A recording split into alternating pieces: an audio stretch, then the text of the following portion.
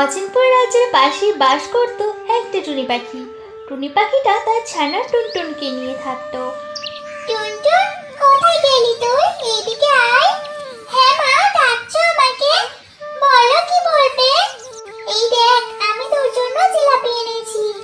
মা, সত্যিই তুমি আমার জন্য জিলাপি এনেছো? হ্যাঁ রে মা। তারপরে টুনিরা জিলাপি খায়। এইভাবেই তাদের দিন কাটছিল। ওরা গরিব হলেও অনেক খুশি ছিল। আমার হয়েছে যত জ্বালা। এইদিকে আমি কাজ করে মরে যাচ্ছি, আর মেয়েটা সারা দিন ঘুরে বেড়ায়। মা, ও মা, তুমি কি রেগে আছো? ও মা, আমার খুব খিদে পেয়েছে, কিছু খেতে দাও। এইদিকে আয়, খেতে দিচ্ছি। এভাবে বেশ কিছুদিন কেটে যায়। একদিন টুনটুন অনেক অসুস্থ হয়ে পড়ে, আর টুনি অনেক ভয় পেয়ে যায়। আর কাঁদতে কাঁদতে টুনটুনকে ডাক্তারের কাছে নিয়ে যায়।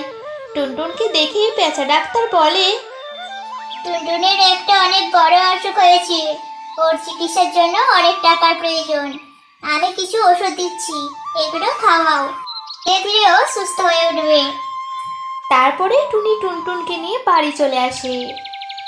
আমি কি করে এত টাকা জোগাড় করব? আমি তো তেমন কোনো কাজ করি না, কোনো রোজগারও করি না। এসব ভেবে টুনি কাঁদতে থাকে, আর টুনটুনের জন্য খাবার খুঁজতে জঙ্গলে চলে যায়। টুনি খাবার খুঁজতে খুঁজতে হঠাৎ একটা পচা টমেটো পড়ে থাকতে দেখে।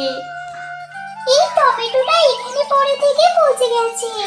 আমি বরং এই টমেটোটা বাড়ি নিয়ে যাই, আর এই টমেটোর বীজ থেকে দানা বার করে আমি টমেটো গাছ রোপণ করব, আর সেই টমেটো বিক্রি করে কিছু পয়সা পাবো। এই কথা বলে টুনি টমেটো বীজ রোপণ করে। পরের দিন টুনি ঘুম থেকে উঠে পুরো অবাক হয়ে যায়। এই কি, আমি কালকেই টমেটো বীজ রোপণ করলাম, আর আজকেই টমেটো গাছের সাথে এত টমেটো ধরেছে। তার মানে হয়তো এই টমেটো গাছ কোনো জাদুর গাছ। এরপর টুনি টমেটো নিয়ে বাজারে বিক্রি করে। টমেটোগুলো অনেক সুস্বাদু থাকার কারণে সবাই টমেটো নিতে থাকে।